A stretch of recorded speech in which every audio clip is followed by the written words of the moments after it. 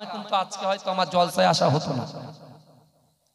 আল্লাহ ইজ্জত দেনেওয়ালার, আল্লাহ ইজ্জত দেনেওয়ালার মালিক, বাঁচানোর মালিক কিন্তু আল্লাহ। বিশ্বাস করে একটা মানুষ পরিবর্তন হয় একটা ধাক্কা খেয়ে, একটা মানুষ পরিবর্তন হয় ধাক্কা খেয়ে।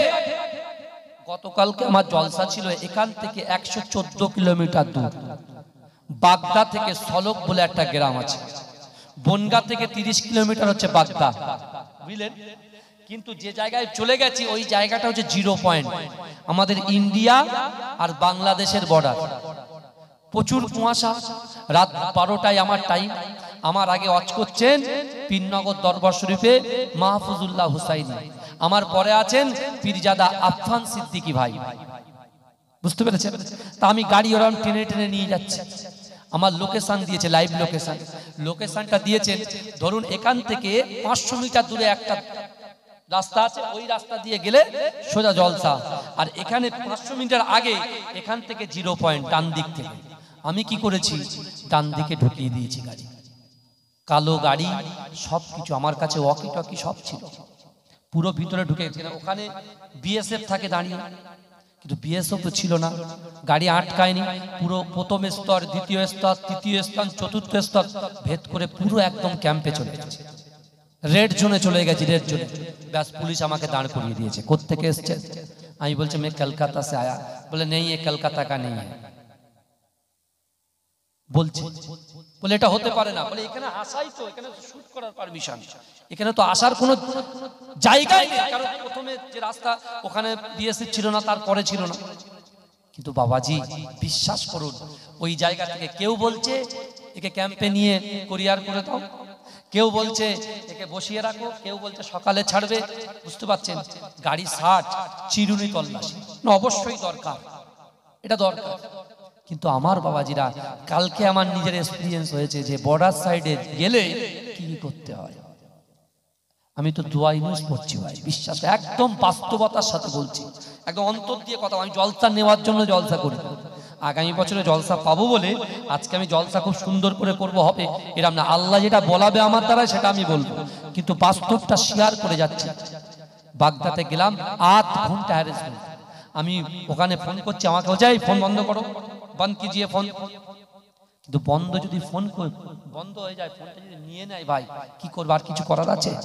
আমার ভাই আছে আমার পাশে, আমার ড্রাইভার সাহেব আছে, হ্যাঁ, একে তো ধরে নিয়ে গেল এক সাইডে, গিয়ে সব কাট ফাট চেক করে বলে আবি রুকিয়ে 5 মিনিট। 5 মিনিট পরে আসলো, এসে বলছে ঠিক আছে। একজন ব্যক্তি আসলো, দেখি যে এরকম ওন্না পরে আছে আমাদের মধ্যে, বুঝতে পেরেছেন? আর একজন মহিলা বিএসএফ ছিল, সে বলছে মেরে তো গলত লাগ রা আমায়। আমি ঠিক এই পোশাকটাই পরেছিলাম, এইভাবে, একদম এইভাবে। আমি তো দোয়া ইউনিস পড়ছি, আর শুধু লা ইলাহা ইল্লাল্লাহ মুহাম্মাদুর রাসূলুল্লাহ একটা বার আল্লাহ। কারণ এখন বর্তমানে কোনো সমস্যা হচ্ছে বাংলাদেশ ইন্ডিয়ার মাঝখানে, আল্লাহর হুকুম 40 মিনিট পরে হঠাৎ করে একজনের মায়া হলো, দয়া হলো, বলে ঠিক আছে গাড়ি ঘুমা লিজিয়ে। আর এমনই একটা জায়গায় গাড়ি ঘোরানোর জায়গাও নেই বাবাজি। একদম বলছি, যদি আমাকে ওখানে শুট করে দিত বা আমাকে যদি কোরিয়ার করে, আমার বাড়ির লোক আর কোনো খবর পেতেন আপনারা, কারোর সাথে কোনো যোগাযোগ থাকতো না। একদম মৃত্যুর ছোঁয়া থেকে ফিরে এসেছি। মানে এ মনের ভিতরে যে আল্লাহর কি ভয় ডর যদি আমার ভাইদের অন্তরের ভিতরে না থাকে, আপনি কল্পনা করতে পারবেন না। সত্যি আল্লাহ তার বান্দাকে এতটাই মহব্বত করে আল্লাহ সুযোগ দিয়েছে, বান্দা তুই জেনা করে ফেলেছিস, পরকিয়া করে ফেলেছিস, তুই এমন করে খারাপ কাজে লিপ্ত হয়েছিস, গালাত গালাত পিকচার ভিডিও দেখেছিস, এই বান্দা তুই সুদের সঙ্গে যুক্ত হয়ে গেছিস, তুই এমন করে মদের সঙ্গে যুক্ত হয়ে গেছিস। ঠিক আছে বান্দা, তোকে লোক সুদখোর বলে ডাকে, তোকে লোক মদখোর বলে ডাকে, তোকে লোক বাজে লোক বলে ডাকে, কিন্তু আমি আল্লাহ বলছি বান্দা, ইয়া আইয়ুহাল্লাযীনা আমানু তুবু ইলাল্লাহি তাওবাতান নাসুহা।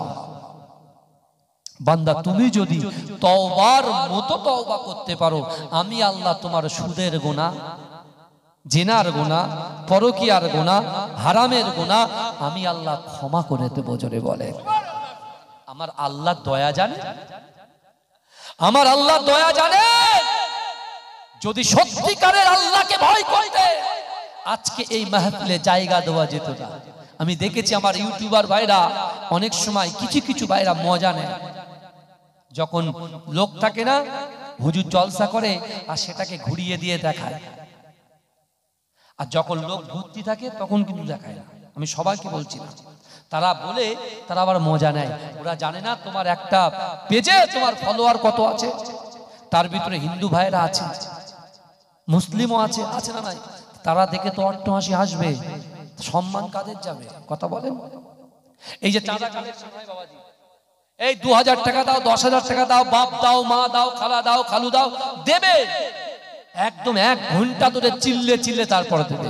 লাউড স্পিকার বাইরে যাচ্ছে, বলছে দেখেছিস তো খাওয়া হয় না, চাঁদা তুলে নিচ্ছে। এটা রাসূলুল্লাহ সুন্নাত, কারণ রাসূলুল্লাহ বলেছেন, আল্লাহর কোরআন বলছে ও আম্মা সাইলা ফালা তানহার, যদি কোনো মানুষের কাছে হাত পাতে ওই হাতটা তোমরা ফেরত দিও না। কি বুঝলেন না? কথায় কথা বেড়ে যায়, তাই কথা একটু বেড়ে যাচ্ছে। ভালো করে আমি ঠিক লাইনে যাবো ইনশাআল্লাহ।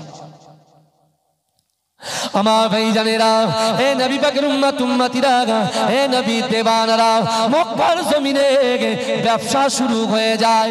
হে যুবকেরা, আউট কান্ট্রি থেকে যুবকগুলো ওই রাস্তায়, যে রাস্তা দিয়ে আল্লাহ রাসূলের বাড়িতে যেতে হয়, ওই রাস্তার মাঝখানে মক্কার যুবকদের সঙ্গে বাইরের যুবকদের সঙ্গে কথা কাটাকাটি শুরু হয়ে যায়।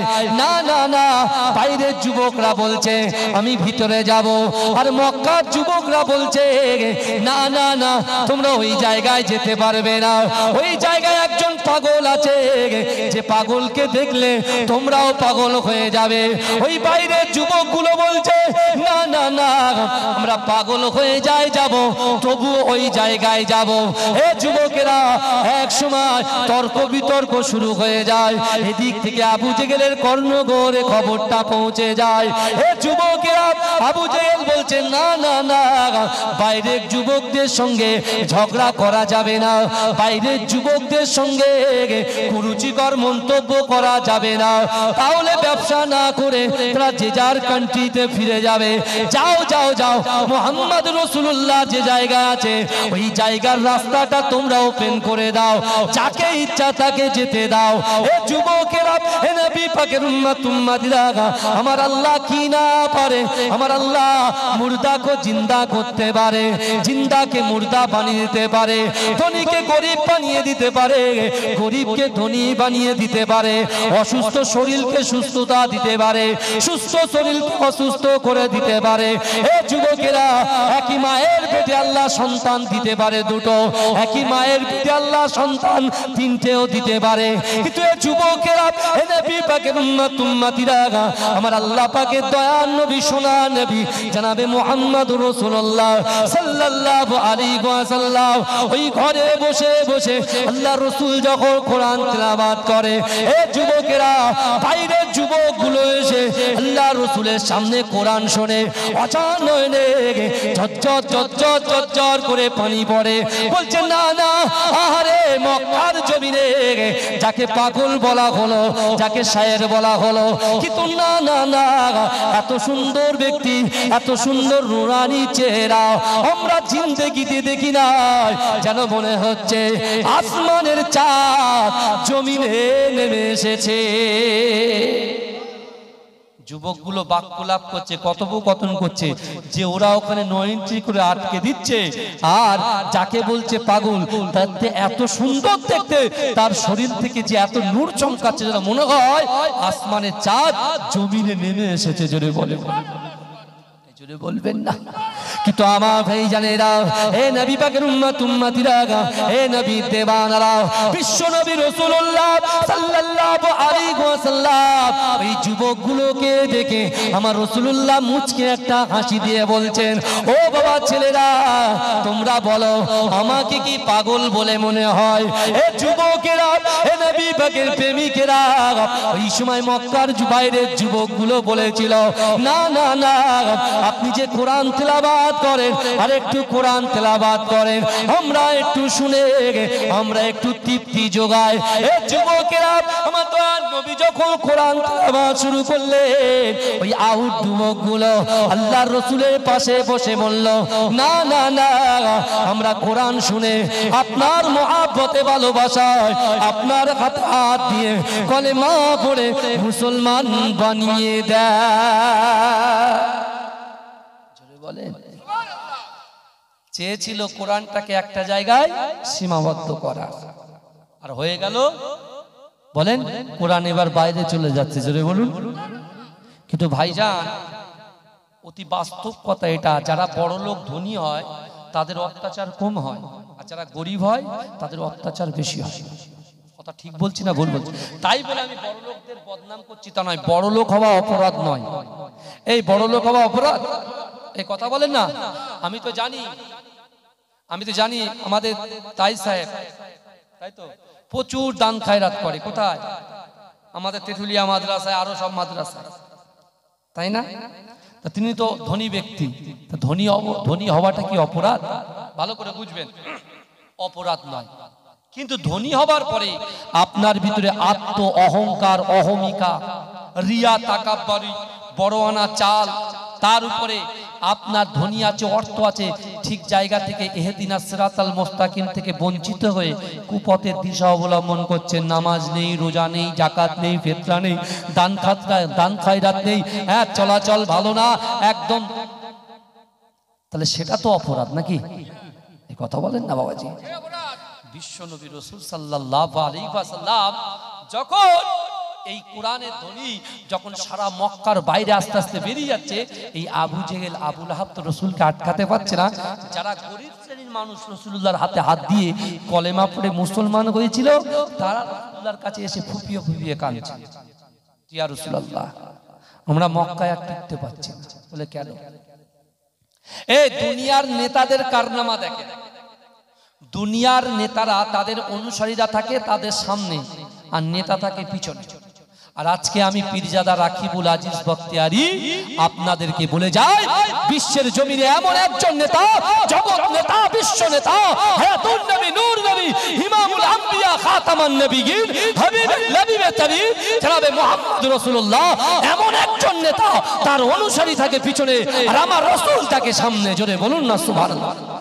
যত সমস্যা তার উপরে প্রয়োগ, কিন্তু রাসূল কখনো পিছনে হটতেন না। জোরে বলুন। আমার নেতারা কত ফরমাজ করে, সামনে বসলে এই নিয়ে আয়, সেই নিয়ে আয়, অমুক কর তমুক কর। রাসূলুল্লাহ সাহাবা হযরত আনাস রাদিয়াল্লাহু তাআলা আনহু রাসূলুল্লাহর খাদেম, তাকে জিজ্ঞাসা করা হয়েছে 10 বছর রাসূলকে তুমি খিদমত করেছো, রাসূলুল্লাহর খবর বলো। বলে 10 বছর রাসূল একবারও আমাকে বললো না যে ওটা নিয়ে এসো। রাসূল নিজের কাজ নিজে করতেন। জোরে বলুন। এটাই হচ্ছে আমার রাসূলুল্লাহর আদর্শ। আল্লাহ রাসূলের সামনে ওই সকল ব্যক্তিগুলো বলছেন, হুজুর এমনি